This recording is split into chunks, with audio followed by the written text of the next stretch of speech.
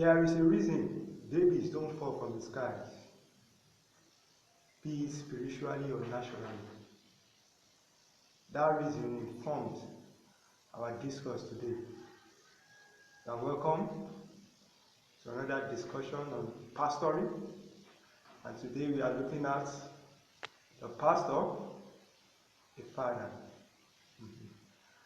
Nurturing your people from infancy to spiritual maturity.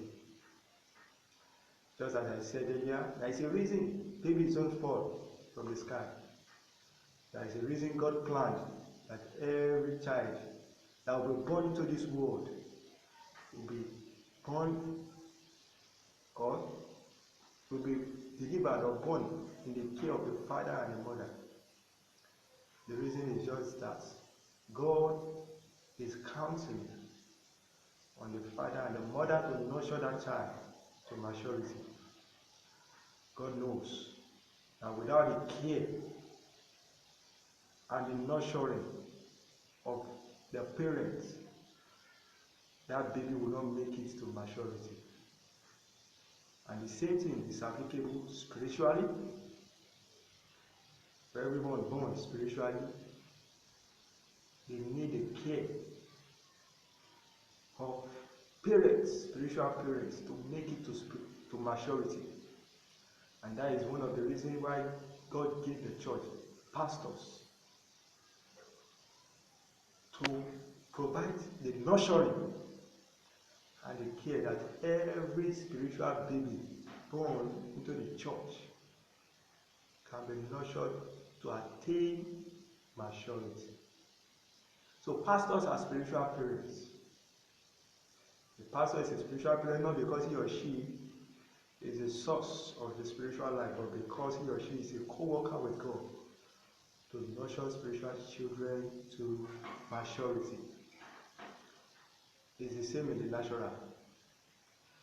1 Corinthians chapter 4 verse 15 says, "For though you might have 10,000 instructors in Christ, yet you do not have many fathers. For in Christ Jesus I have begotten you through the gospel." That is Apostle Paul referring to the Corinthian church as his children. He is their spiritual father because he begot them through the gospel. So he has a responsibility over them to see that they are nurtured to attain spiritual maturity. Ephesians 6:4, "And you fathers, do not provoke your children to wrath, but bring them up in the training and admonition of the Lord." Yeah, the instruction here is directed to parents, natural or physical parents, but at the same time it is also applicable spiritually. Fathers, pastors, don't provoke your spiritual children to wrath, but rather bring them up in the training and admonition of the Lord. Philippians 2 verse 20 says, "But you know this, but you know his proven character, that as a son with his father he has served with him," because that is Apostle Paul referring to Timothy as a son in the Lord. So, pastors are spiritual parents. Then, to the use of God to nurture spiritual babies to maturity. In every assembly, we have three categories of people depending on their stages of spiritual growth. Now, this was I got this from a book written by Kenneth Hagin, Growing Up Spiritually. So, in your church, in your local assembly, your members, those who are members now, those who have given their life to Christ, because you also have those who are not born again. Those who do not belong to these three categories at all. Or those who are your members who have given their life to Christ. You have those who are in the babyhood stage. They are babies. You have those who are in childhood stage. And we have those who are in manhood stage. That is mature stage, spiritual maturity stage. So let's look at each of these stages. The first stage is spiritual babies or babyhood stage. 1 Peter chapter 22 verse 2 says, "As newborn babies, desire the sincere milk of the word, that you may grow thereby." So those who just give their life to Christ, This represents those who just gave their life to Christ, those who have just given their life to Christ, those who have just led to Christ. They are babies spiritually. Just like babies in the natural, their survival is dependent on the input and effort of parents or matured believers or people around them. Left to themselves, they will not make it. Spiritual babies will not make it spiritually, they will not make it to spiritual maturity left to themselves. You cannot afford to leave them to themselves. This is the reason follow-up of new converts is very crucial. Else, evangelistic outreach and effort could be a waste. Having reached out to sinners, preach the gospel to them and led them to Christ. If you don't want that effort to be wasted, you need to follow up on these babies, newborn babies in the Lord, to see that they are nurtured with the sincere milk of the Word of God, so that they can attain growth to maturity. The most important need of spiritual baby, of a spiritual baby, is the milk of God's Word. It is milk because it has first been digested by a mature believer and broken down into easily understandable concepts. Milk, just like a mother who eats the regular food adult eats, and then in the system of the mother, the food will be broken down into milk that the baby can consume by sucking the breast of the mother.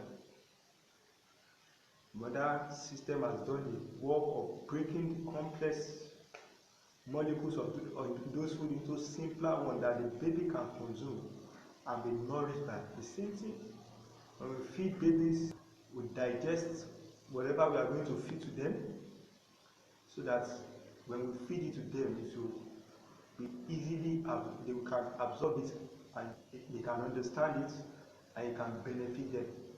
Those are babies. And when they were a child, spiritual child, Ephesians 4:14 says that we henceforth be no more children. Have from the stage of being a child, the next stage is being a baby, the next one is child. But God doesn't want us to remain as child, our children. So Paul is talking about spiritual children here. They are simply unsteady believers. Unsteady believers. Those who fall below the expectation of God for Christians. Well, they are growing, but they are yet to get to the expected stage or attain expected maturity. So the Bible refers to those as children. Elsewhere, they are referred to as carnal believers, simply because they still allow their flesh, the system of the world, to rule them instead of the Spirit and the Word of God. We saw that in Isaiah chapter 3, verse 1 to 3. There, we are referred to as carnal. What childish or carnal believer needs is a correct and adequate diet of God's Word to outgrow childish behavior and character. We have children in the congregation, and we need to help them to grow by feeding them with the right and adequate diet of God's Word. Then the stage where most of us pastors are the kind of people we would like to have in the congregation.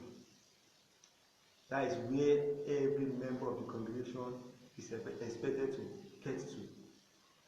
The full stature of Christ. Now, but to that, we need to work, we need to labor on those that God has given to us, so that they can get to that stage. Here we have some scripture that we can take our time to read. Where a spiritually mature Christian has subjected his spirit, mind, and body to the Word and the Spirit of God. His spirit is regenerated, he is born again. His body is presented to God. The Bible says we should present our bodies to God as a living sacrifice. His bodies are already presented to God, and his mind are constantly being renewed by God's Word. His character is love. He walks in love. He takes knowledge and practice of God's Word to attain spiritual maturity. So we need to continue to provide the knowledge of the word and help people to practice the word, encourage them to practice the word to attain spiritual maturity. And what is your own role now as a pastor, as a father? Hebrews 12 from 6 to 11 talk about a father correcting, a father playing his role in the life of a child. As a father, you correct. Your first role is feeding them with the word, adequate and right word of God. So you correct in love the word of God. You accept them. Provide an atmosphere where they are accepted because they are children of God. They are always accepted in the house of God. Then lastly, reassurance. This is very crucial, and that is about calling people by who they are in Christ, irrespective of their shortcomings. In your congregation, you have those who are babies, those who are child, and we have those who are mature. Now, don't label people wrongly because of their shortcomings. Don't call them names that are not from God or biblical. Don't call them sinners. Don't call them bastards. Don't call them anything. Don't call them. You can correct a lot, but think that the father falling short of expectation today does not make them less than a child of God. So we need to reassure them that children of God, and they have what it takes to mature. They have what it takes to grow, to become all that God expects them to be. Now, Kenneth Hagin in that book, Going Up Spiritually, told us how God taught him something very important, and that is what we have here. He said that the Lord took me through the babyhood, childhood, and manhood stages of spiritual growth. He told me spiritual growth is like natural growth in a sense. Paul didn't just take out of these people, he corrected them gently, all right, and showed them where they were missing it. But he didn't take everything away from them. He bragged about what they did have and showed them there was more out there, encouraging them. Go to it. Go get after it. It is yours. In other words, Paul writing to the Corinthians, called them carnal, because they are putting up behaviors that is not expected of them, because they are children.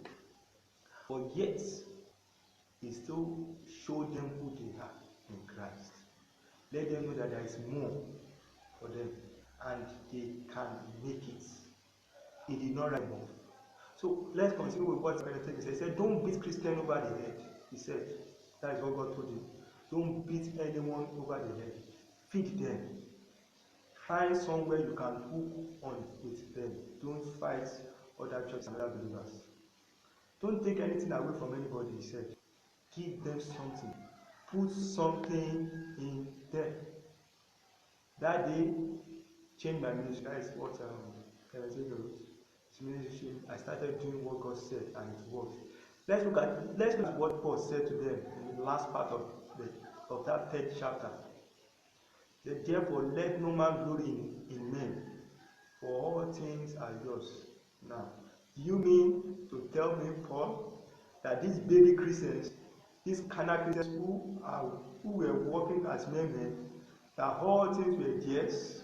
Now, the fact that they have shortcomings does not deny them of what God has already made available for them in Christ Jesus.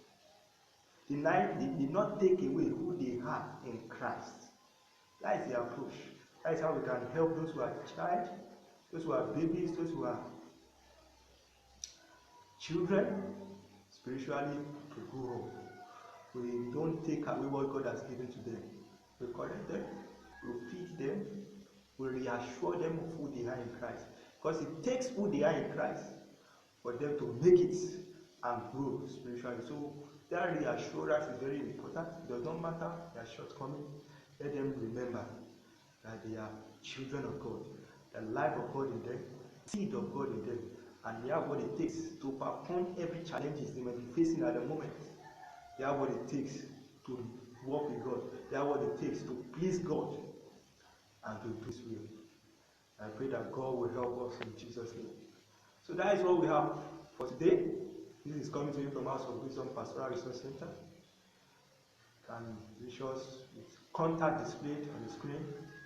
If you need us in any way, we'll be glad to be of help. Thanks for your time again. See you same time next week. God bless you.